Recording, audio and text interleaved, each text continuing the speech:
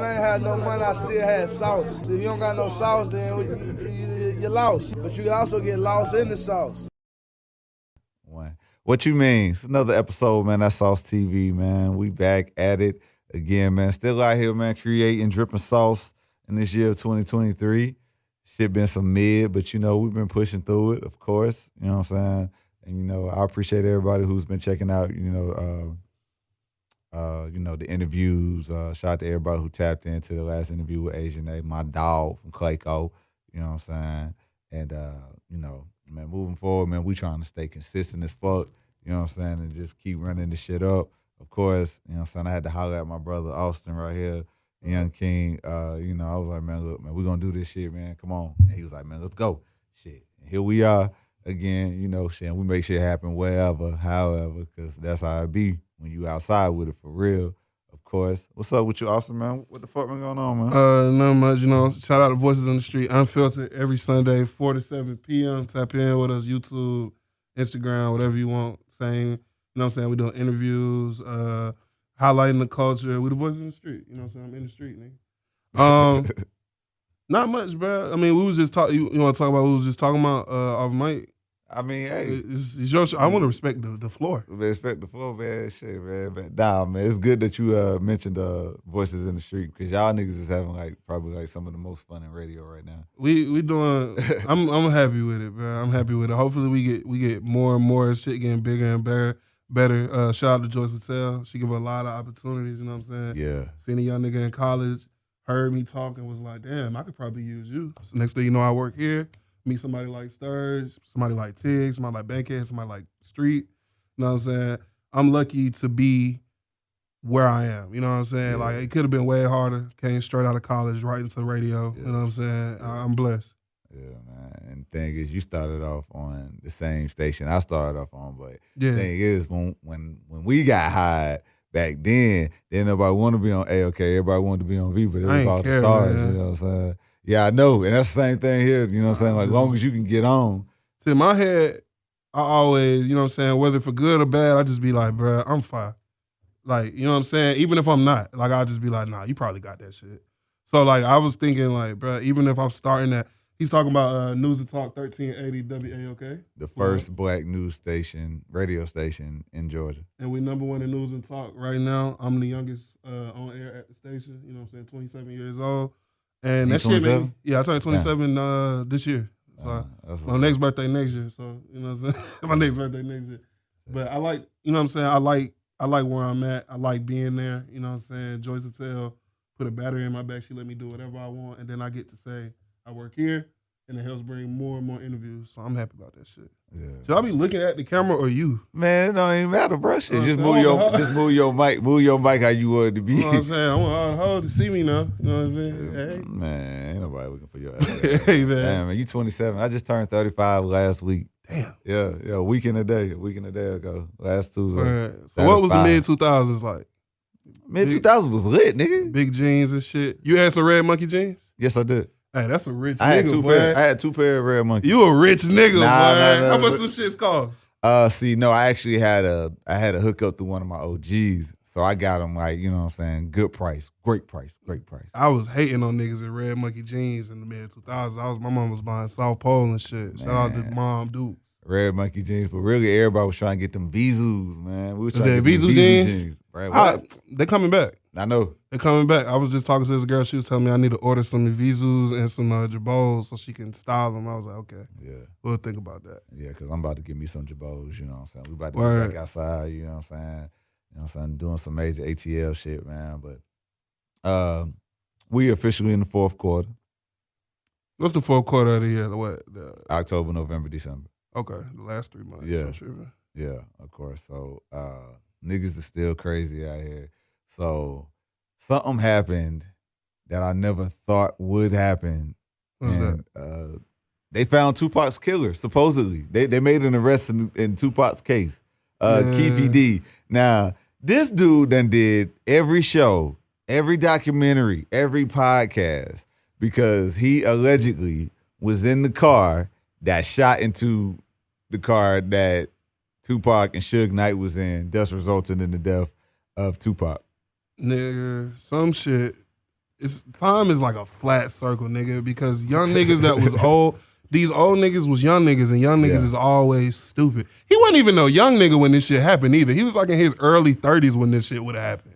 So, Keefe D is old. Okay. But man, this nigga, like you said, bro, he been doing interviews for the better part of a decade. Nigga, I first seen Keefe D when I was about to graduate high school. He was doing a Vlad promoting a book about the death of Tupac, where he talks about being in the car with the nigga that killed Tupac. He gave an interview with the police, like when this shit originally happened, when they picked him up. Not when they originally happened, but in the early 2000s, where he gave a statement, and they needed it for something else. And this nigga was like, all right, well, I need immunity, and I'll tell y'all. They was like, yeah, you can have immunity. Gave the nigga immunity. He spills the beans on everything that happens in the same way that he tells Vlad everything that's going on and the shit. I was in the car, you know what I'm saying? We saw Pac reach, he dumped on him, all that shit. But he thought that getting immunity in the case, like in whatever case that he was involved in where he had to get that statement, he thought that shit meant forever. So he thought he could write a book, and he thought he could do interviews, and that's why he was doing interviews. He's been working with the assumption that he had immunity because he's a dumb nigga. He's an old dumb nigga that was young. He was young at one point, but he's just an old stupid nigga. You see these niggas all the time when you walking up and down the street. So he thought he got away with that shit. It wasn't that he did it, his nephew, Orlando Anderson. Everybody know, it's been a long-standing thing on the internet that Tupac was killed by a nigga named Orlando Anderson. Yeah. And when you look at it, Pac punched on a nigga after a fight. Yeah. The nigga came back and killed him. Yeah. Now, that shit wrong, but that shit is how shit goes usually. Yep. You sneak somebody, you beat their ass, and they got a gun and they see you later, they might kill your ass. And Tupac also rapped about that on Changes. It's easy to predict your death when you living fucking crazy. You know what I'm saying? It's easy to be like, nigga, I might die when you live reckless as fuck every day. But not only that, just the power of the tongue, though. It don't matter. If you keep speaking that over your life, you know what I'm saying? I think you can say that shit every day you want to if you fucking stay at home every day. If you stay in your house every day, that shit nothing gonna happen to you. But if you going out, what the fuck you mean? You can slip and fall and bust your goddamn head on the stairs. Nigga, but shit. Saying I'm gonna die, I'm not gonna live to see 30 and then slipping in your fucking house. Come on, bro. The power of the tongue, dog. Man, that shit. You Big right. Power of the tongue exists. Shit. Who? Big rapped about the same shit, and he died 6 months later. All of these niggas was living dangerous. But he actually rapped about him dying. That's true. Sometimes to me, like when people do, I feel what you're saying. When people say shit like that, in my head, I'd be like, how is this nigga living day to day? All right, Nipsey. Nipsey used to kick it in the hood a lot, like all the time. Yeah. To the point where he felt like it wasn't a dangerous place to be because it was his hood. Mm-hmm. And he died there. Biggie, traveling to enemy territory while in the middle of like one of the biggest beefs of rap history, gets caught slipping at a light. You know what I'm saying? Leaving the club or something. What was it? They was leaving somewhere. They was leaving a party. They were leaving a party. Kenny Burns, he hosted that party. Shout out Kenny Burns. So they leave a party and Big gets, you know what I'm saying, caught up. Now I would say out of them three, Biggie was the least reckless and ended up dying. Out of Nipsey, Tupac, and Big, I would say Big was the one that actually was moving with, I'm a superstar. I got these people, because Biggie wasn't alone when he died. Yeah. He had tons of people with him, tons of cars following. He just it looked like somebody really wanted to kill him. Yeah. Tupac went and found the problem. And even when people talk about the Nipsey thing, Nipsey was yelling at that nigga, telling him he was a snitch. Yeah. And then the nigga went to his car and killed him. Came back. Yeah. Again, y'all niggas ain't never heard that story before? Talking crazy to a nigga? Even if a nigga a snitch, if he willing to kill people, guess what? He a murderous rat. That shit's scary. And with that being said, sidebar real quick because we're getting off topic. Yeah. But all the people out here who talking about snitching on social media, all you kids calling people rats and shit like that, and nobody has told you this, so I'm going to tell you. You cannot call somebody a snitch, a rat, none of that, period. You can't do that. And if you do, it comes with repercussions, okay? And if he really like that, yeah, nigga might. Man, my dad went to prison for not snitching. And when he got out, we had a long conversation about that.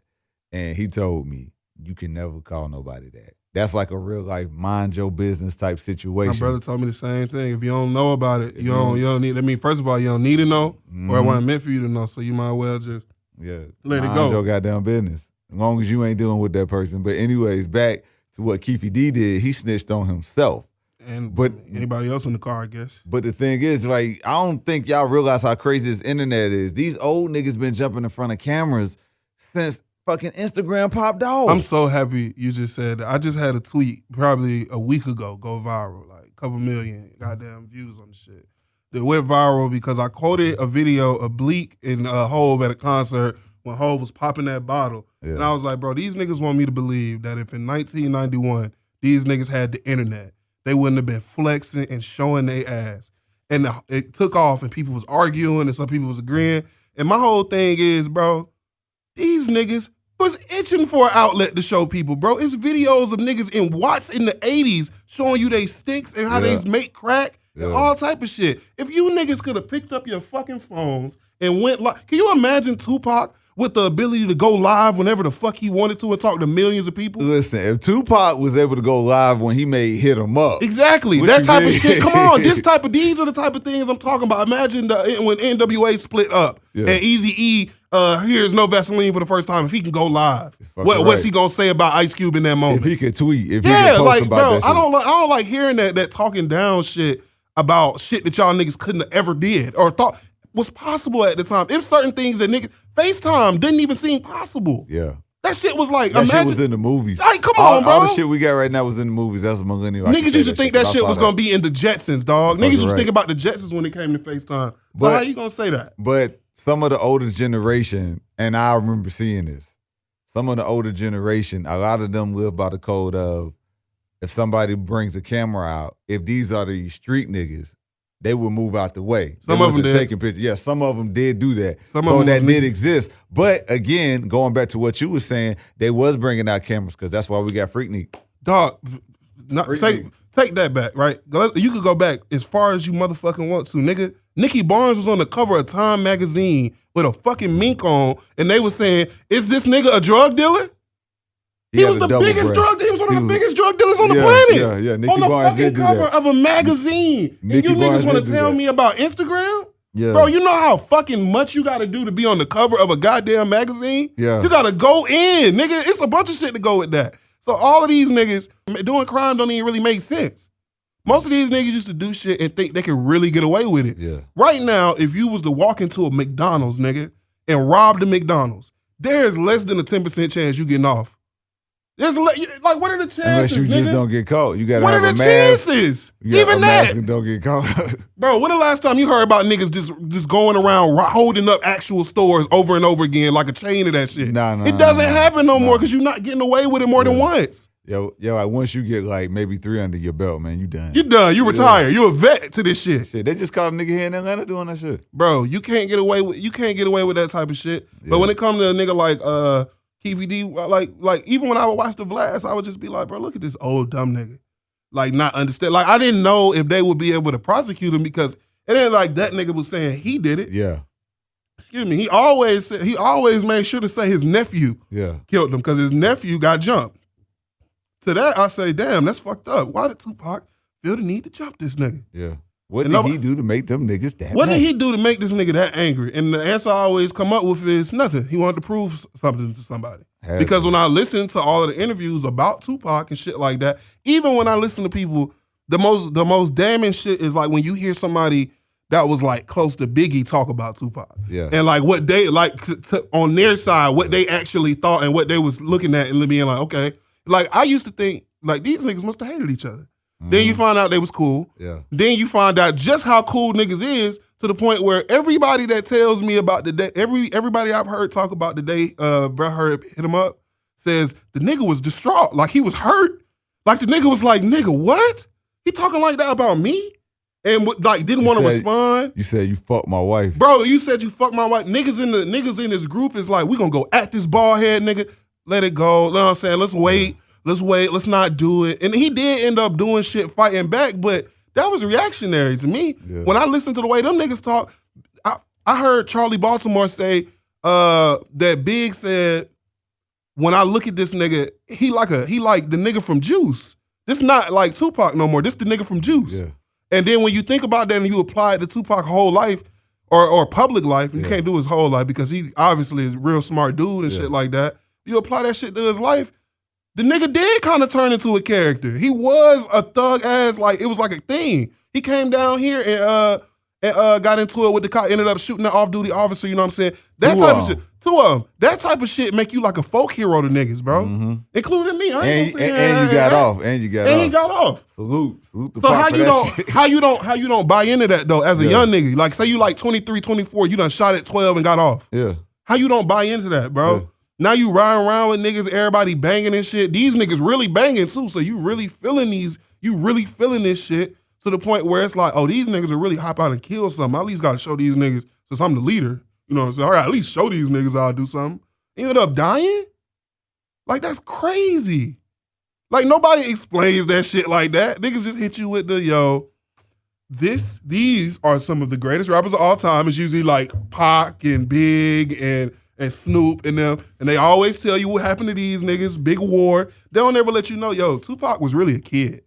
Tupac was a kid doing kiddie shit and ended up dying. 25 years old? Nobody that's 2 years younger than me right now, nigga. That was like right when I was about to get done with school all the way, bro. Okay. That shit don't even compute. Like when you growing up, you would think Tupac was in his like mid-30s or some shit before you really break down, like get into the nitty-gritty.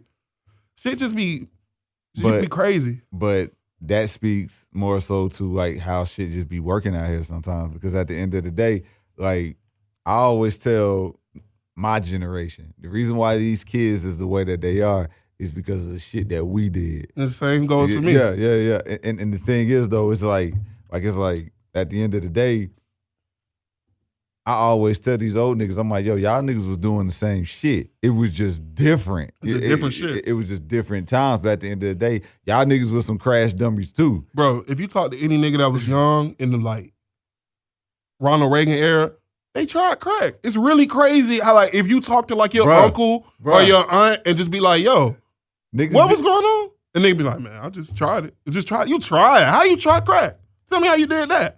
I just did it once, nigga, and I was good. Bro. Like niggas used to try that shit. What am I thinking about? Snowfall? When his girl got hooked on it? Mm-hmm. Yo, think about how many of our aunts and uncles, parents, that was them. I had them in my family. Me too. You know my uncle beat it twice. Hey. And it's like, yeah, but at the same time, shout out my uncle. Man, my uncle just called me the other day. It was like, hey, he sent me a picture of his bank account. He was like, I saved this year. He had saved like over 60,000. He was like, don't ever let a nigga tell you he can't get a job when he get out of jail. Shout out to Unc, nigga. This shit make me proud, bro. Salute to Unc, man. Shout out to Unc, nigga. Man, I love to hear that. Say that shit twice. You ran it up twice. Yeah. But yeah, man. But like I say all that not to knock Tupac or anything, just to humanize these young niggas, bro. Like it's hard. Like, bro, even me sometimes when you talk, I talk to a young nigga and it be like, bro, I really kill this nigga. And be like, damn, why you finna kill him for what? Like, cause he called me a bitch on Instagram. You don't have to do that. You don't gotta kill this nigga. It's not like you want to kill this nigga. Like, why you want to kill a nigga over that? And like, it's like I can't compute with that shit because I ain't never really like. Maybe I'm not attached to like what somebody would say to me online versus like what somebody would say to my face. But even then, I can't see myself wanting to just kill you. But that just might be me. But like when a nigga is 17 and he throw his life away, bro. I just seen a kid. A kid in Florida, bro. Yeah, he shot his teammate. Yeah, 11 years old. Popped the 12-year-old and a 13-year-old. Now, when I see the video, it looked like they was finna jump him. It looked like they was about to jump him. They followed him to his mom's car. Yeah. And, you know what I'm saying? Everybody was mad at the kid, right? Yeah. Like, damn, what is this 11-year-old doing? How can an 11-year-old shoot a 12 and a 13-year-old? All I was thinking was, damn, that nigga opened the door and pulled a gun out in his mama's car. Would my mom ever left a gun in arm's range of me at 11 years old? Nah.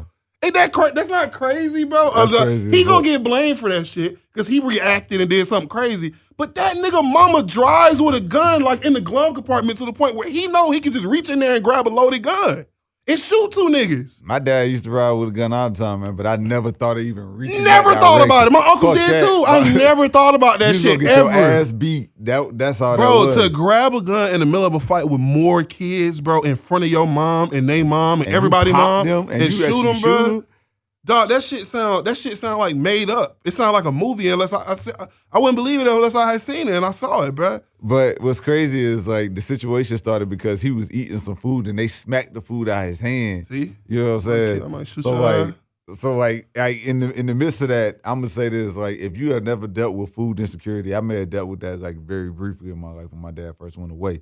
But certain kids, they don't eat like that. So if you fucking smack some food out their hand, the nigga is going to react like that. I don't know what the little kid situation is, and at the end of the day, I'm praying for everybody. But like, man, it don't even gotta be my first meal of the day, bro. You just slap my fucking nachos out my hand at practice, bro, in front of the hoes. Oh my God, bro. And I know where the gun at. Finna do shit, yeah. And I know where the gun. That's what I'm saying. My mom had a gun right there. I'm just saying. I ain't saying he shouldn't have did something or reacted to two kids. Because to me, it looked like them two kids was finna bully, bro. Yeah. But because they did run behind. Yeah, they ran up like they was finna get on his mom's car or some shit. But to me, it's like you can't. The fact that that's where his brain went, that ain't how my brain worked at 11, right? And like you just said about past generations being to blame for current generations. Mm-hmm. His past generation is my generation. You feel me? Like I was going to school out too. Bro, it's not. Yeah, we was crashing out, but you gotta think like the culture, bro. Growing up in at 11 years old. If you were 11 years old, that means you was born in 2012, right? Mm-hmm. 2012 when Chief Keef came out. So his whole life has been basically like the music that done shaped, bro, has been like Chief Keef, Kodak. You know what I'm saying? These type of niggas, you hear this type of shit all the time, where niggas is like telling you that they willing to kill and die about respect, all this different shit. You internalize that shit. So when somebody disrespects you, it hit you a little bit deeper, a little bit like crazier. Pause. It's a little crazier, but it's one of those situations where I don't feel like you can really blame the kid more than you can blame the adults. To me, adults have to take precautions because kids are emotional. So like, yeah, I don't know what I would have did if I could have just reached and grabbed a gun when I thought I was finna get jumped. You know what I'm saying? Or I thought I was finna get into a fight. Niggas get jumped all the time leaving school and shit. Hey, I had a situation once when I was in 10th grade, as we move on, and I remember asking my stepbrother, for his gun. And he told me no. He was like, hell nah. Yeah, yo, ass that Melvin. You know what I'm saying? And that's just what it was. But like sometimes I think about it like, yo, what if he had really given me that gun and I was in that situation? Like, what would I have done? You know what I'm saying? You would have pulled that Jody. Nah. Cried on the wall. Right. Now, honestly, but the thing is though, I saw him go through that. Word, like the actual shit. Like chilling. Yeah, hey. I saw him go through that. So at the end of the day, it was just like, okay, I'm glad, but I mean, yeah, you're right. I mean, these young niggas ain't thinking, but these old niggas definitely ain't thinking. But like, they wasn't thinking when they was young. Like as far as the Keefe D situation, I really want to know. This is my biggest question. If y'all are charging him now, and he been doing interviews for 10 years plus, what took so long? I think, not sure. I think they had to, one, let this nigga talk himself into a corner. He gives a little bit more every time he do an interview. So let this stupid nigga keep talking because he not going nowhere. And if he die, he die. So let this stupid nigga keep talking. The person that actually killed the dude is dead. The other nigga that was in the car is dead too, I think. So Keefe D is the only nigga alive. Mm-hmm. If he the only nigga alive, nigga, you finna take it for everybody. So they probably was just waiting, letting the case build up, taking more and more from his interviews and shit like that. And that's what it is. Like the nigga verbatim said he thought they killed Suge. He thought Suge was dead. We shot him in the head. I thought he died. Okay. And to add to what you're saying, I also think that we're living in an age where prosecutors who are trying to make a name for themselves are really waiting for the right thing to get somebody arrested and prosecuted, because nowadays you get convicted in the court of public opinion before you get convicted in the court of law, especially in this situation right here. So I think maybe somebody was like, you know what, do we have enough to go to a grand jury on this motherfucker? Okay, we can, cool. We're going to go ahead and put this man in prison. We're going to charge him. But also, you got to think about it. My generation, I remember being in the car, 3rd grade, and hearing the news on the radio in the car with my dad, and they said Tupac is dead. For years, everybody been wanting to know who killed Tupac, who killed Big, even though on that West Coast, you know what I'm saying? A lot of them knew. They already knew that shit. They already knew what it was, but that shit was all gang related, and that shit was just real street related. It's verses from the early 2000s where they literally say the nigga that killed Tupac got killed at a car wash. Yeah. Like, it's verses like that, bro. And to add to that, like basically it's just like for all these years, everybody been wanting to know who killed Big, who killed Tupac. And now it's just like, okay, well, you know what? Y'all have made movies, did hella documentaries. It's hundreds of documentaries about Big and Tupac and them getting killed. Fucking all the shit going on. So they were just like, you know what? Okay, here it is. We can give it to you now. Put something out here. It's a big ass because it's a whole generation of people, 2 generations of people, really trying to find out what the fuck happened with this situation. Even though they done did shows about it and done already told you. Glasses Malone, he did a whole song about like detailing that night. It's called Tupac Deserved to Die. It's a video for it and everything. He even did an interview about that with Breakfast Club. You know what I'm saying? And he was like, yo, everybody out west already knew this shit. So y'all can say I'm being disrespectful, but this is some shit we already knew. And if you living by gang culture, technically, I'm not wrong about this shit. You know what I mean? And dude wasn't wrong for shooting that pot. You know what I mean? So, yeah, kids, please stay off the phone and stay from in front of them cameras. And you old niggas, y'all really, really, really be crashing out. Cut them some slack, man. Cut the young niggas some slack on, nigga. Yeah, because at the end of the day, if you doing the same shit that they doing, or you know niggas in your age group that's doing that shit, and you ain't even checking them, because some of y'all got homeboys, you know what I'm saying, that's doing that shit. Just because you ain't doing it, but you see him doing it every time y'all link up. You know what I mean? Bro, like, shit be crazy as hell. But you know the first person I seen get kicked off Instagram? Chief Keef. When I was in high school, Chief Keef posted a girl sucking his dick on Instagram. Like, posted it normal, right? Random as fuck. Go ahead. No, look, I'm taking full circle because it's like, can you imagine like what these niggas was doing in the 90s? Like, they was running through. They was running trains. They were when Tupac caught the rape charge. It was over a train. They was running a train, bro. Yeah, he wasn't even involved. Wasn't even involved. Allegedly. I'm gonna believe him. I don't think he wasn't in it. I don't think he was in it either. Yeah, I'm gonna assume the nigga that can get any hoe they want isn't gonna decide to fuck a train. You know what I'm saying? But and you wanna know something with that along with the definition of rape culture changing. All them niggas would have ended up like Bill Cosby. So look, exactly. That's my whole point, bro. Can you imagine? That's why I said the shit about Chief Keef. These niggas would have been recording these hoes. They would have been, first of all, They already was, though. I'm happy you said that. They already was. With but it was camcorders. It was nothing to upload it to. Niggas used to keep VHSs. VHS Some of them still got them tapes, bro. Bro, so like, when I'm happy that we the ones that got this shit and the world kind of has changed as we've gotten more and more access. Because, bro, niggas was fucking junkies. They was straight up fucking crackheads, bro. You not gonna tell me they would have respected a crackhead enough to not put them on Instagram and ruin their life. So, like, I'm happy with the state of, like, I guess I'm not happy with the state of, like, the culture and shit now, but I'm happy that niggas know it's lines. It's certain lines that you cannot cross and come back from.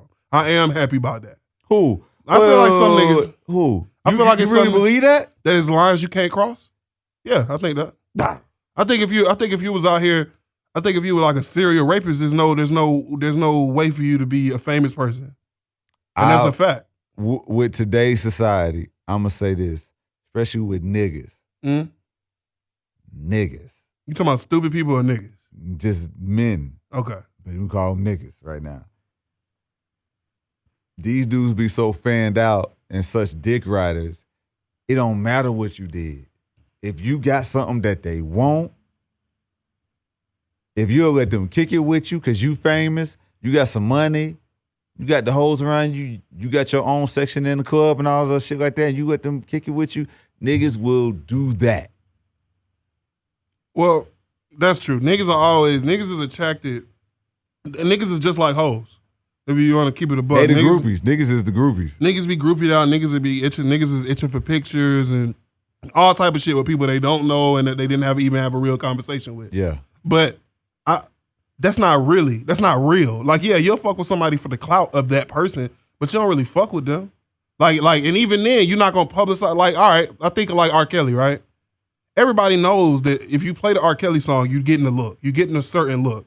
Now, some niggas is okay with that. Depends on where you at, because I had just passed by a day party recently. Sometimes and they was playing cool. that shit loud, and sometimes niggas was it's cool. Sometimes it's cool, and niggas don't care. But you know, for like the greater amount of people, know that nigga is like, you know what I'm saying, excommunicated. You know cannot play R. Kelly for a female. Now she can play it around yeah, she can play it around you. She can play it around you. But she might look at you crazy. She's gonna look at you crazy because it's gonna turn into you don't believe the stories, or you don't support this, or you don't support that. I like that it's certain lines that people draw in the sand and you gotta be willing to cross. Like, I'm fine crossing lines and I'm fine crossing. Like, so you a line stepping ass nigga. I'm a line stepper, but not every line. Like, you know what I'm saying? To me, I'm fine. Like the shit with the rape culture and all that shit didn't affect me at all. Cause what? Cause I wasn't out here strong on my hoes for the pussy.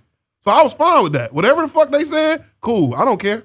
Cause none of that shit falls under me. When niggas start saying shit like you can't talk about this or don't say nothing about this person or that person, that's when Austin is like, all right, nigga. Yeah, all of that is worthless to me. Yeah. So like even us talk about Tupac, there's certain people that'll say because Tupac's been deified to the point he has in hip hop that he's off limits and you shouldn't have certain conversations about him. And then something like this happens with the Keefe D thing, and I sit back and I really think about it, and I'm like, yo, this nigga really was just like any other young dumb nigga. And he did some young dumb shit and died. And nobody ever explains that to you like that because he's a deity. And this culture elite, you know what I'm saying? He's held up so high you don't get to talk about him like he's a normal person.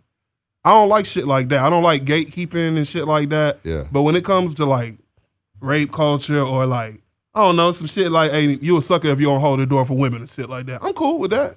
I hold it because I hold the door for him anyway. You know what I'm saying? I'm cool with the shit I already do. Yeah.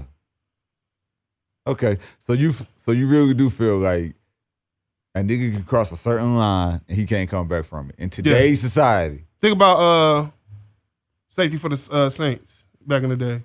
Darren Sharper, a piece of shit. He always gonna be remembered as a piece of shit. All of that great shit he did is gone.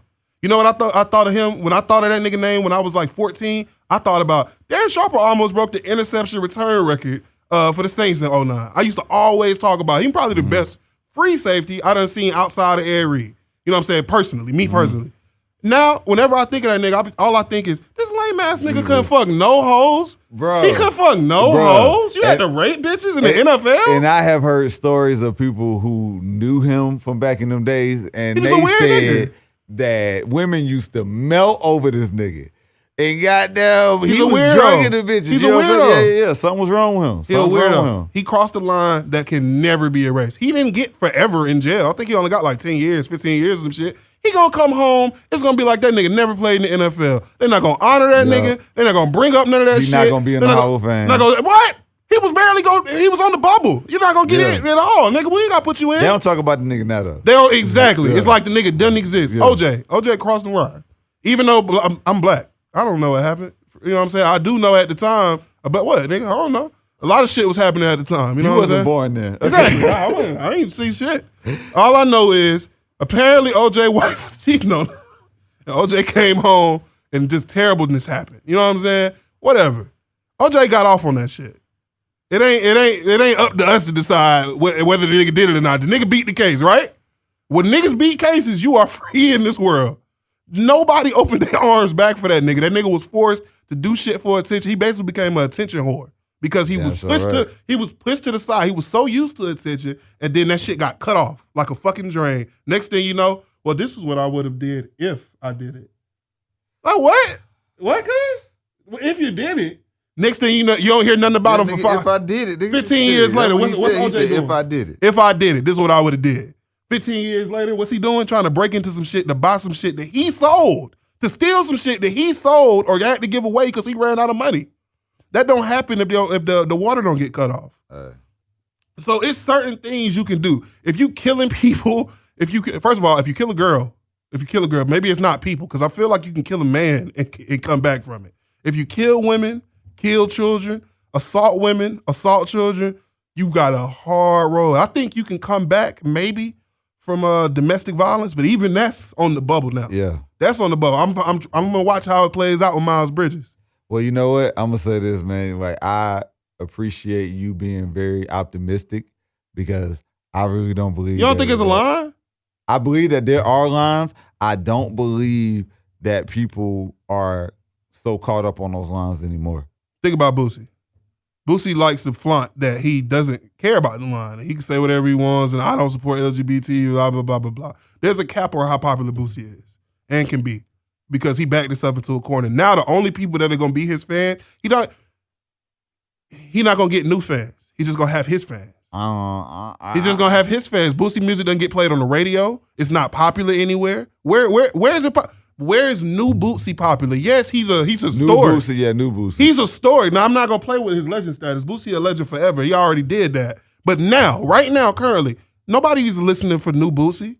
He's not making new fans. And he's not going to be played everywhere. He's making new fans outside of music. Yeah, but these are like MAGA people. These aren't like real people. Hey, wait. I'm going to say something. Boosie has really put himself, he has inserted himself into daily black culture, if you believe it or not. What, with the Instagram stuff? Yeah, with social media. Yeah, he funny. Yes. He funny. Exactly. That's a real thing. Exactly. Ain't nobody turning down a Boosie interview. Ain't nobody turning down a Boosie collab, Boosie cameo, none of that shit. That man is just as important to the culture as just like prime example. Not important musically, though. Musically, no. And that's his job. That's what he focuses on more than anything, his music. He stands on that music. He stands on his artistry. Because that's his foundation. Exactly. That's his foundation. And that shit looks just shaky. like everybody else. Just like everybody else, though. That's just like every other artist. That's just like Ross. Ross got all this shit going on, but he has music is his, you know what else Ross his did? Foundation. You know what else Ross did? He bought a $37 million house and $35 million jet. He spent $100 million in 6 months. Salute to my homie Ross. Shout out to all my billionaires. You know what it is. Shout out to Ross. Sipping, nigga. Shout out to Ross. I just was having an argument about him being top 10. I got you in my 10. But you know what else Ross did? What? Ross did that you don't even know verse and apologized. Because he knows. You know how long it took for him to apologize for that shit? It took like a month. I remember. It took like a How many interviews he did within that month, though? He did a lot of interviews. Yes, he did. I remember radio, because this is when artists was still doing radio. Yes. I remember one of the interviews he did when that shit went viral and everybody was coming at him. He didn't understand. He didn't apologize. I remember he wasn't apologizing, but he didn't understand. He didn't know what was going on. Once somebody really sat down and explained to this nigga, hey, you are finna be fucked. Yeah. If you don't apologize, somebody had to explain that part, that side. I saw the same thing play out with CeeLo Green, and CeeLo didn't apologize and doubled down and said the stupidest shit I think I had ever seen anybody say. I had never seen anybody else say something that fucking stupid. And guess what happened to CeeLo Green? CeeLo Green, one of the most historic people in hip-hop, music, whatever the fuck, you know what I'm saying, a pioneer in the city of Atlanta. CeeLo Green has not been on the radio since that fucking happened. That happened 10 years ago almost. And he ain't been on the radio since. Not solo. It's over. It's over. When people think of CeeLo Green, they think of that. I'm telling you, if you bring up CeeLo Green's name and around a bunch of people. Outside of Atlanta, maybe. Outside of Georgia. You got to go outside of Georgia with that one. Okay. But look, because he is known, that is bro, like these things like aren't like, oh, whatever. This not like, oh, this nigga got caught up, bro.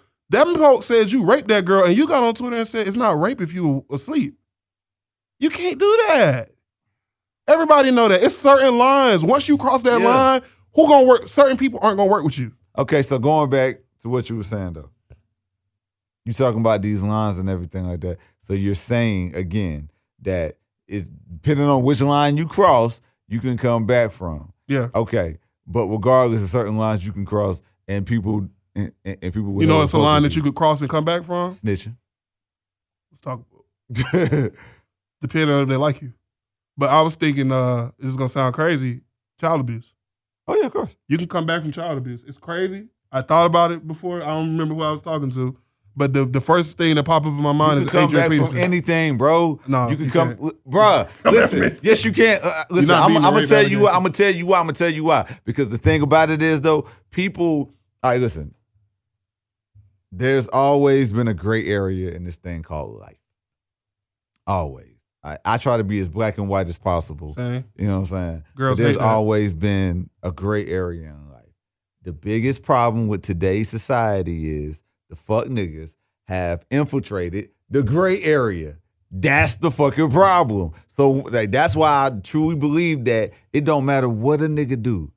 It's gonna be somebody that's gonna ride with you. And people who do fuck shit, Only thing they need is a few people to ride with them. I'm not saying that you're gonna be like isolated on this island, cut off from the world. I'm not saying that people are never gonna fuck with you again.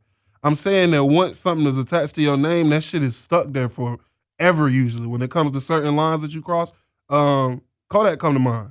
Kodak was somebody that I like, and you know what I'm saying. To me, Kodak has gone to court and beaten every time he go to court, he wins.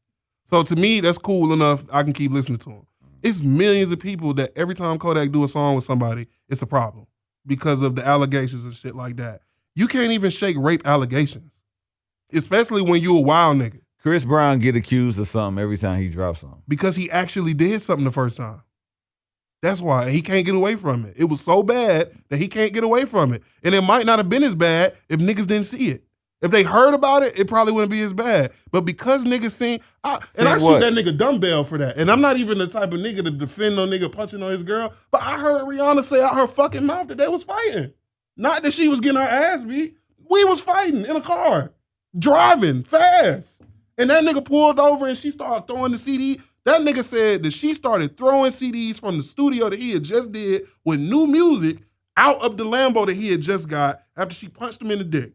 Now, I'm not excusing this nigga, but yeah, I can see why you might lose yourself in that moment at 18 years old. 18. If he was my age right now, I wouldn't have as much grace for the nigga.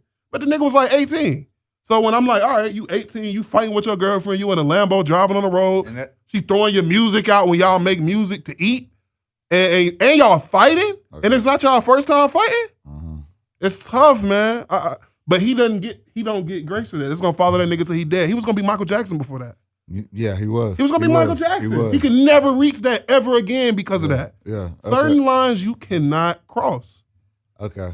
I just believe that the way that social media works and society works, I just know that you always gonna have somebody that's gonna give you a pass, still gonna fuck with you, still gonna support you. You know what I'm saying? I think it that's may not be the masses, but it's enough. It's enough. It's enough for you to have a bubble. Because just like you said about OJ on with Cam and Mace right now, and their show is great, by the way. Shout out to Cam and Mace. But OJ is on with Cam and Mace. They also are kind of just making fun of him, and he's just not in on the joke. Hey, don't matter. He doesn't understand what's happening though. Like that's not. To me, that's cool. That's dope that they fuck with him enough to bring him on the show. But he's on the show as like a punchline, and it's only funny because he not in on the joke. Now, and that's. I ain't gonna serious this out, but that's clearly because OJ got CTE. I don't know how else to say that shit. OJ clearly got CTE, and that might be why he did. He be making sense when he be talking sometimes, though. So the other niggas with CTE, and then you really listen to him, and he's not there.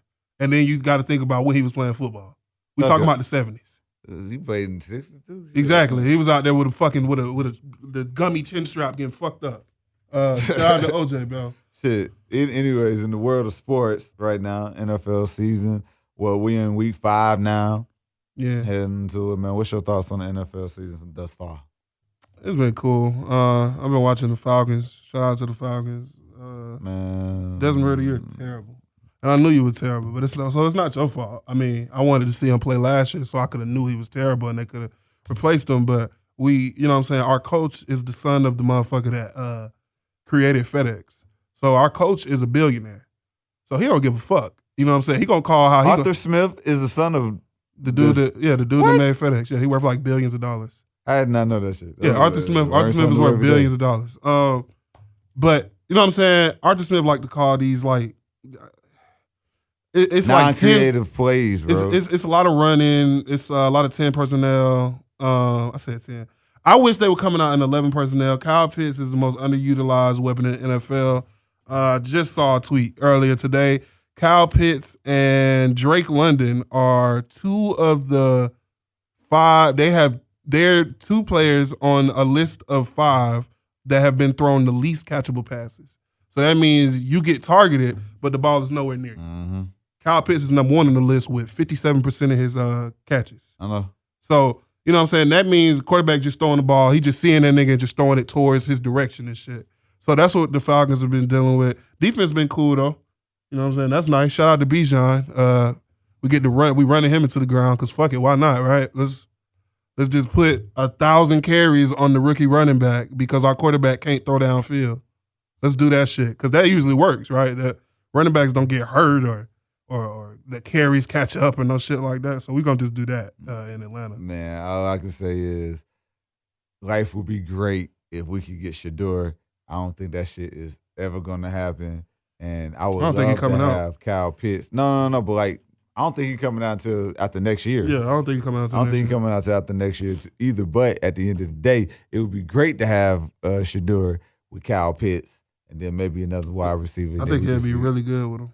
Yeah. I'm not opposed to, I know we're not just talking about the Falcons, but I wouldn't be opposed to, shout out to Josh Dobbs. Josh Dobbs been balling for the Cardinals way better than I thought shit was going to go. If I was the Cardinals, I would be looking to move off of Kyler Murray. Kyler Murray been hurt. Oh, yeah, that's what they're doing. That's what they're doing. So because they're looking to move off Kyler Murray, and I'm not talking about for Caleb Williams. If Caleb Williams ain't trying to go there. He ain't going there. If I'm them, I'm looking at Josh Dobbs like, man, we might be able to just you might be able to just, Brock Purdy was the last pick in the draft, and they got so much talent around him, the nigga look confident. So I'm for that type of shit. So if I was the Cardinals, I'd be trying to be competent. Like, I'll just, all right, just be competent. We'll put weapons around you. I'll go out and get Marvin Harrison, son. Google Marvin Harrison. If y'all ever bored, yeah. No, fuck the football. Google Marvin Harrison. And don't look up football. Shit, great. He a wild nigga. Oh, yeah. Well, you know what I'm talking about? Yeah. He shot at a nigga one time. He did not just shoot at that nigga. That nigga is in the dirt. Oh, he killed him? He killed that nigga. I don't know about that. And it was not it was not self-defense. Hey, but go get draft Marvin Harrison. I think that's when his career ended too. Like it was like around that. It was around that time. I don't know if it ended his career, but he bodied that. He bodied the nigga like outside of like a Waffle House or some shit, bro. He a wild nigga. But if I was the Falcons, I'd be trying to get Kyler Murray. I would try to get Kyler Murray. Kyler Murray. Why? Why not? Why not? He a stopgap. Either he works or he doesn't. If he doesn't work, you know he's not gonna work. And you just don't bring him back. I'm not saying you sign. He already got a big contract. The only thing you're doing is taking the contract, but at the end of the day, you gotta give something up. You gotta give something up for Kyler Murray. I would never do that. You know, I'll give you. I won't give up shit. If we picking, say we pick. I'm not into middle round first picks. That don't get my dick hard. So if you're in the middle of the for real, if you picking 13 to 19, right? Mm-hmm. And you can go get a quarterback that you know is a Pro Bowler, you go get him. Kyler Murray's a Pro Bowler. He's been in the Pro Bowl. One time. He's been in the league fucking 3 years, 4 years. I don't give a fuck, bro. First of all, making the Pro Bowl these days don't even mean shit, technically. That's true. So with that being said, this dude can't win a game. He wins. He just don't stay healthy. That shit, man, I don't like that. I don't like that. That them niggas that's why you don't play with niggas' lives, bro. They playing with that nigga life with that shit. That's bullshit. They put it in the fucking contract for this nigga to fucking study the fucking playbook. All these niggas got stupid shit in their contract. I done seen the NFL contract. A lot of these niggas got stupid. A lot of these niggas got stupid shit in their contract. I seen one that said you can't go paintballing. Okay, here's the thing. You paintball too much. Here's the thing. They can see your study hours on your fucking You don't think iPad. He know? I know that. You don't think he do? Okay, so why the fuck would you not study for this shit? You the fucking franchise quarterback. I don't believe that. You to check. I don't believe that. Dog, did you watch Hard Knocks in season with them last year? I did remember that. DeAndre Hopkins was like, yo, what the fuck is you seeing out here? He asked her what he saw. It was a preseason game. It wasn't no preseason. That was a regular season game, bro. Oh, no, you're right. This was in season. Yes. This was in season when they first did it. And every time somebody got on him, calm down. What the fuck you mean calm down? I'm not giving up shit for somebody who want to tell me that shit when I done gave you a fucking check and we trying to fucking win. Quarterback supposed to be calm. That's first. Quarterback supposed to tell you to calm down when you walk up and you tripping and shit and you asking for the ball and you asking what I saw. He's usually going to tell you. I've seen Peyton Manning do that. But you fucking up. I seen Peyton Manning get to arguing with his center one time the same way over that shit. Okay, but you want to know something? Peyton Manning got a fucking ring. Not when that happened. This is like a long time ago. It don't matter. Peyton Manning was still much better than... Old enough to remember when Peyton Manning was just considered a loser. That was his first 2 years in the league. It wasn't his first 2 years. It was the first 8 years he was in the league. That's because he couldn't beat fucking Tom Brady and the fucking Patriots. That shit don't count. That's true. But he still was considered a loser. Even though I never thought it was true. Okay. I've seen how this plays out. Okay. But here's the thing. You want to bring up that situation real quick because we're going to get off of that too. At the end of the day, he was seeing that shit in the fucking playoffs. What you talking about? Oh, yeah, facts. I'm not going to sit here and pretend like Kyler Murray is perennial he make your team a perennial Pro Bowl team. No. I mean a perennial playoff team. All the more reason why I would never give up shit for that dude. I would just give me somebody at the draft. I'm also willing to say that Kyler Murray played for a coach that wanted to institute the air raid the first 2-3 years he was in the NFL with Cliff Kingsbury, who now doesn't coach anywhere. He's out of his house like helping at USC or some shit. Kyler Murray never played on a team that was as talented as the Falcons on defense or on offense. Even when he was at the height of that shit on the Cardinals, it was him, Hop. That's it. They had to trade for Zach Ertz. They traded David Johnson for fucking John Connor or some shit from the Steelers. Now it's free agent. Free agent. So this nigga has never really played with talent like the Falcons have. The Falcons only need somebody that's above average. Okay. Kyler Murray's above average. Okay, fuck all that. I don't give a fuck about you being above average. I want to win. Bro, he can win you games. If you have games, if you got a team set up and you're a ball control team, and then all of a sudden you got all of these people that can run these mesh concepts and shit like that, like Kyle Pitts and Drake London and Jonnu Smith. But then you got a nigga that play quarterback for you right now that can't throw a ball 6 yards in front of himself. He can't. Like, I've seen it. Kyle Pitts run across this nigga face. He throw the ball 20 yards to Drake London, and it hit nobody. Okay. Why would I want that when I could go get a nigga that can make all the throws? Kyler Murray got a hell of an arm. He's fast as hell. He's athletic as hell. What the fuck does that got to do with you mentally being able to read your shit, bro? You can't. That's the elite. That's what comes with elite play callers. Okay, fuck all that. And I don't think Arthur Smith is that. Okay, he's not that. But at the end of the day, I can call the play all damn day. I would love that shit is the problem. I love to see Kyler Murray. This is my dream. This will get Austin out of bed, nigga. They fire FedEx boy. They something happened. No, nothing hasn't happened. They fire FedEx boy. They hire Eric Bieniemy from the Commanders. Something they should have did initially. Eric Bieniemy should be the head coach of the Falcons. Right. You fucking weirdos. They hire him because Sam Howell almost just beat the Eagles. So you hire that dude. You bring him in and you find a quarterback and you let that nigga figure it out. The nigga that's been dialing up plays for Mahomes for the better part of 6 years. You let that nigga figure it out. Whether that be you bringing it, anybody he brought in, I would believe it. Anybody. If he was like Kyler Murray, I can work with that, I'm in. Because I look at that nigga the same way I look at Kyle Shanahan, the same way I look at McCarthy for the Dolphins. So you just legitimize everything that you were saying about Kyler Murray based off of Eric Bieniemy being. No. It's not just off of that. I like Kyler Murray play wise. I like the way he plays. You right about the studying shit. I don't believe it's as bad as they made it seem like a couple years ago. Mm-hmm. That was bullshit. They were saying shit like the nigga don't ever study and all he do is play Call of Duty because he had a Call of Duty sponsorship. Like shit like that annoys me with media. That's not real. If you believe that this nigga went number one in the draft and somehow miraculously never watches film, that's some crazy shit. Niggas that do shit like that, if they go in the first round, they slipping because niggas will find out you like that. Mike Vick watched film in college. He got to the NFL and got lazy. Okay, that's what I'm saying.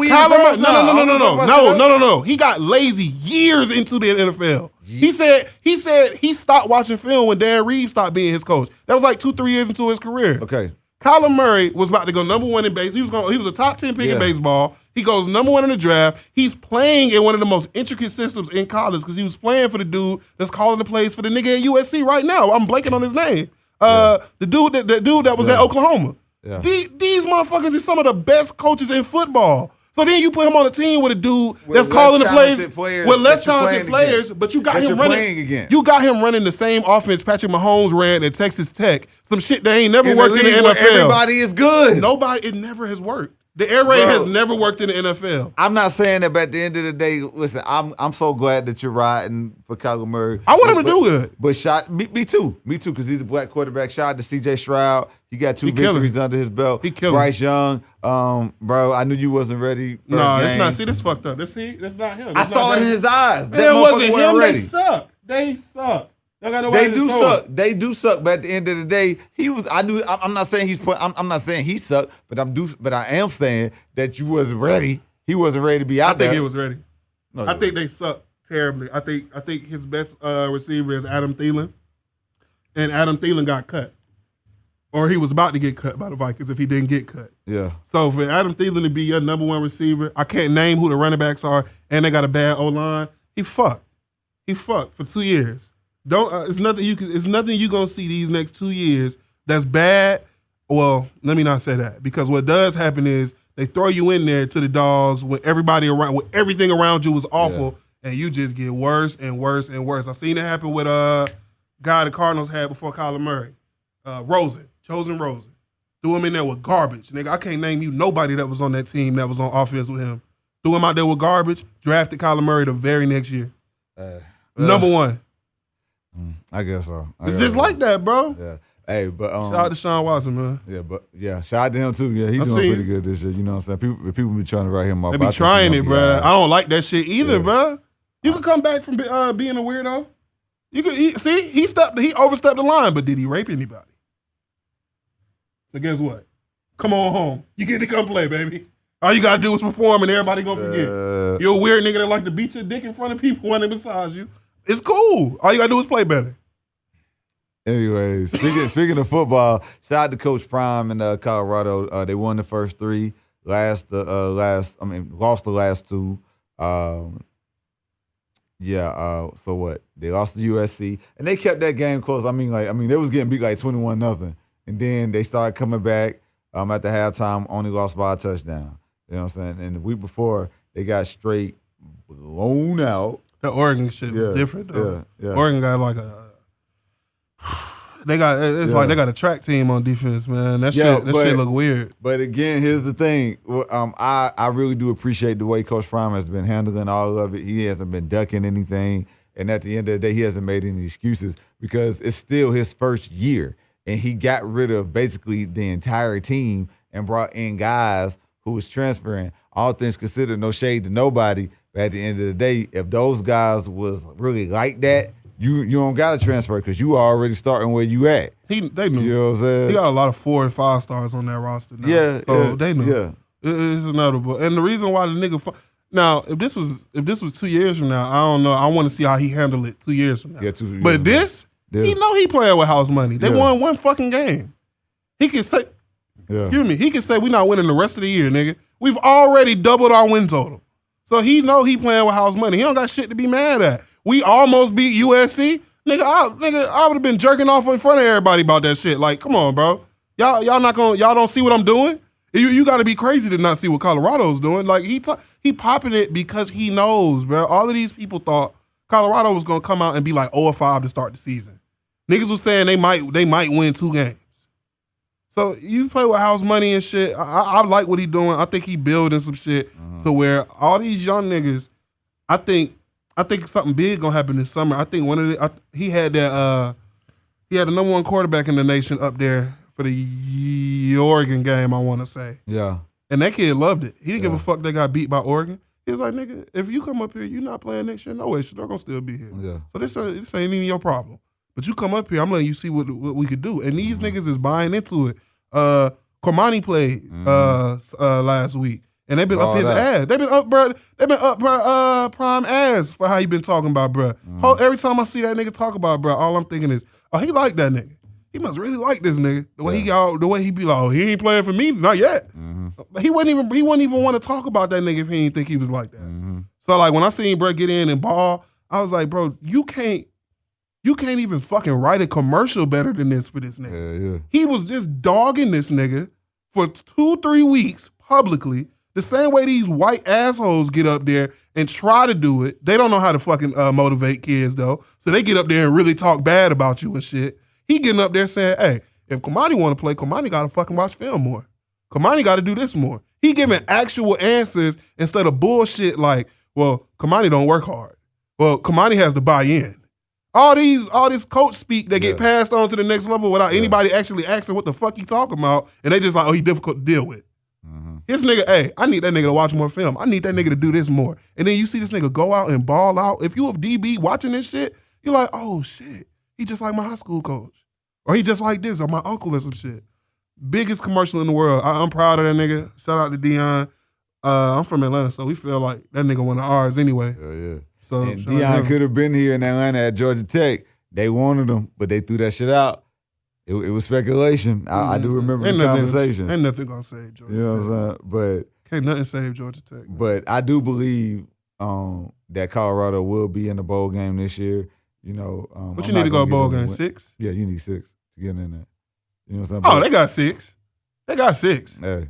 They already had 2. They got 3. They got 3 wins? 3. Oh, yeah, they got 6. I'm tripping. They got 6. The first 3. Yeah. They got 6 easy. Yeah. Yeah, they got 6 easy, bro. That's some crazy shit, nigga. Yeah. To take over, I know some of y'all might not understand, but the Pac-12 ain't like CUSA. Yeah, them motherfuckers. They not ass. Yeah, they got some teams over there, and they still got some more teams that they gonna play that can beat them. In my head, it go SEC, Pac-12, ACC as far as like where I'm getting your best bet getting drafted. Yeah, you go to that Pac-12 and you're a receiver or a DB or a linebacker, you might it's a good chance you getting drafted. So for him to come in and kick all of these sorry motherfuckers out and bring in his kids, 86 kids, get the fuck out. Get out. I think that shit makes sense. And I think the next time one of these players, because Eddie George is coaching at Tennessee State right now, you know what I'm saying? I remember when he got to Tennessee State, he kind of was like, nigga, I'm finna get rid of y'all. And people was mad at him. I like this shit where these players is coming in and they just being honest with niggas like, bro, look, if you stay here, you was wasting your eligibility. Because I'm not going to play you. I like that shit. Because I will leave. Thing at Jackson State. He did. Leave. Y'all niggas leave so you can play. Because I'm not going to play you. I'm sorry. I can't play you. Mm-hmm. And niggas watch me. Niggas know who I am. Mm-hmm. So I'm with that type of shit. I know sometimes the braggadocious, loud, carrying on, people don't understand that shit connect with kids, bro. Fucking right. So y'all niggas can say whatever the fuck you want to as long as, like for Deion to be relevant to somebody that's 18 years old after not playing. It's 2003? 2? These niggas weren't even alive last time this nigga took a snap. I won 2002. It was like 2003, maybe 2004. Maybe 04. Yeah, because he came back. He took 2 years, 3 years off. He was 37 when he came back. With a fucked up toe. And I remember I seen him catch a pick 6. Nigga, it blew my mind. My uncle was like, that's the baddest corner of all time. He was wearing number 37. And that motherfucker caught a pick and scored. I couldn't believe that shit. Ever since then, this nigga been good in my book. For an 18-year-old to give a fuck about that first, you gotta be relevant. Because who give a fuck? Who really give a fuck? So first you gotta be culturally relevant. Then you gotta actually resonate with them by doing something that they can look up to, like fucking dancing, having jewelry, doing what they, just like we was just talking about. Even you old niggas was young. So when they see you when you was young and they see, oh, this nigga always been a real nigga. He been fly. He been my kind of guy. That shit even make you want to fuck with him more. Mm-hmm. So he got one up. I see why these coaches is mad, because he already got the ups with the NFL Hall of Fame career, but then on top of it, he a fly nigga. Mm-hmm. You think Mel Tucker could go sit? He can back his shit up. He can back his shit up. You think Mel Tucker could go sit and talk to niggas? For real? Like Mel, I know he just got fired, but you think he could really goddamn kick it with niggas and niggas gonna feel like he was a real nigga? Mel Tucker was killing it recruiting-wise, man. He got some dollars at Michigan State. I know he did, but you think when he was sitting in there with them kids, they thought he was a real nigga? I don't know. I could tell by the women he like he wasn't a real nigga. Hey. You know what I'm saying? $100 million. $90 million down the fucking drain. That was some nigga. bullshit. Yeah, but to add to what you were saying as far as like the honesty from Coach Prime, like as we wrap up this episode, something recently I've been seeing a lot of is people not just being direct and telling people what it is. Yeah. Like, I know sometimes people don't want to be negative, and then sometimes people have their own motives. But like recently, even this week, and it's only Wednesday, 2 times this week, I done had a situation where I was just like, how come you just didn't tell them that?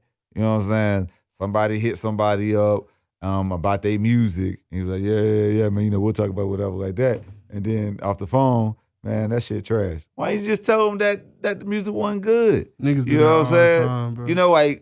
And at the end of the day, this is I'm not trying to condemn this person really, because at the end of the day, he probably just handled it that way for whatever reason. Yeah. But also, I seen a situation where it's like somebody just like stringing somebody along professionally, and it's like, yo, just tell this person something. Like just lay it out for them all the way. Because at the end of the day, again, you may have your motive, like, you know what I'm saying, your own agenda, whatever that is, but it's deeper than like prime example, women say this shit all the time in relationships. Don't string me along, don't waste my time, just tell me the truth, whatever like that. But when it comes to business, when it comes to people's goals and things that they are working for or working towards, lay it out.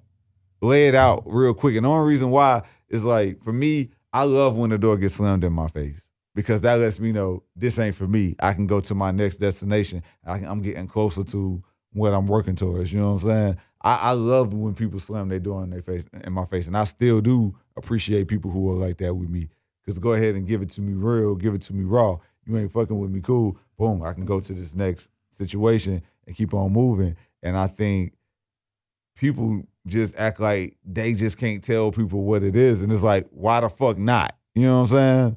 Because what's the point of having somebody that you don't fuck with? What's the point of having them in your face, having them on your line, having them continuously coming back to you with ideas or shit, you know what I'm saying, trying to get on or whatever like that. Bro, I'm with you, bro. Let that person know that from Jump Street so they can move on. You know what I'm saying? Bro, I told you, I mean, I'm not going to talk about it like fully on here because we work in this place. But I told you about when I first got my job, I had to tell a dude, like, bro, I can't do this. I don't like you. Like I told him. And it might negatively affect me like down the road, but so far, it's just been us not talking, and I wanted that. Yeah. So it's like, bruh, sometimes it's all right to not fuck with shit. And it's all right to let niggas know where they stand with you. It's fine. Sometimes shit change too. Yeah. On top of it, like it ain't like just because I'm not fucking with you now, I can never ever fuck with you, or my thoughts can't change, or I can't see that I was wrong. Like I feel like I'm better off, bruh. For me personally, I feel like I'm better off just telling you straight up, like, this is ass. This is good. This is, you know what I'm saying? I fuck with you. Because if it's ass, I don't want you to let nobody else hear it.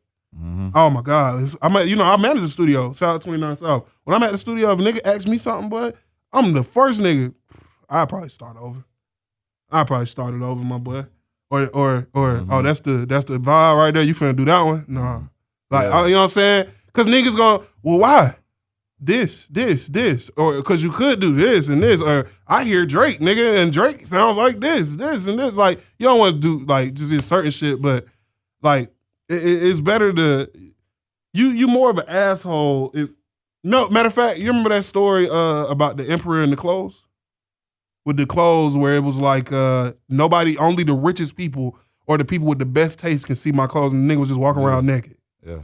That shit. It's basically that. Like, are y'all willing? You willing to let a nigga walk around butt ass naked instead of telling me look fucking stupid? Just tell him he look fucking stupid.